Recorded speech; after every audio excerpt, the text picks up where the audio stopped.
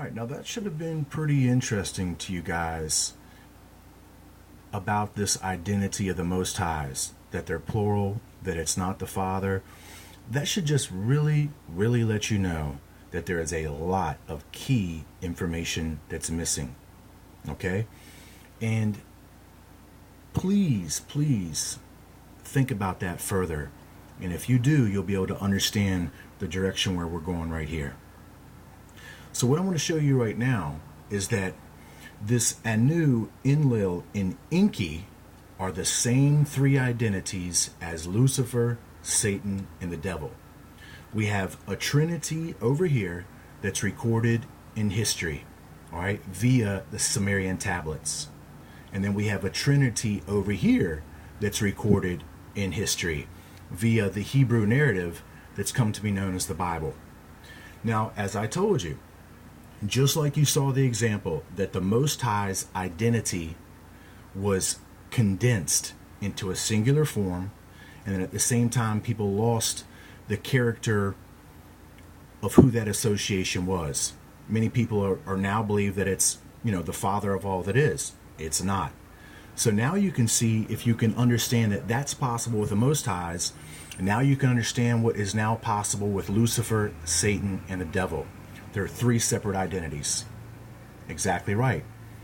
So these three identities of Lucifer, Satan, and the devil, which has been condensed and lumped under any one of these titles, they'll lump all three of them under Lucifer, they'll lump all three of them under Satan, they'll lump all three of them under the devil. But in actuality, there are three separate identities that have a spiritual hierarchy, a chain of command. The chain of command will go like this. Lucifer is the leader of the rebellion. Well, Anu is the chief deity. So Lucifer is the chief deity of this rebellion. We have Enlil as recorded as the first in command. We find out that Satan is the first in command to Lucifer. Enki, who is now Lord of the waters, matches the exact same identity of devil in the Hebrew Bible as Lord of the abyss. In other words, the connection to Leviathan, as we see recorded in the book of Enoch, where he is stationed within the waters. So these three identities, this is where you want to begin to associate your research. Anu represents Lucifer, Enlil represents Satan, Enki represents the devil. Okay? None of these here represent the Father, the Son, and the Holy Ghost. None of them. None of them represent the Father of all that is, because there is none higher than him. None of them represent the identity of the eternal Son, and we're going to show that. And then none of them represent the identity of the Holy Ghost, because the Holy Ghost is the infinite spirit which pervades all space. And there's a scientific understanding that we'll look into possibly later, which will clarify that better.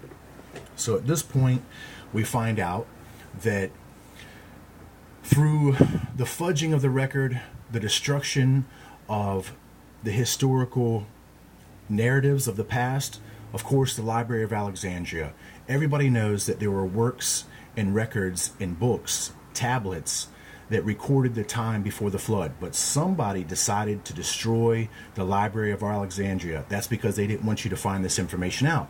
It's recorded there.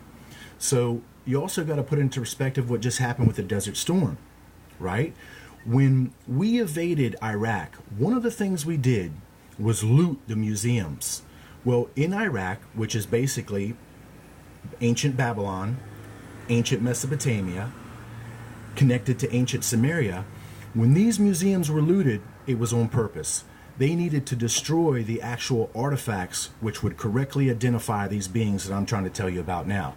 Now those artifacts are destroyed. Now those artifacts have been looted from the main museum in which they were all being kept in. You think that's by accident? No, it's not. It's setting up the strong delusion.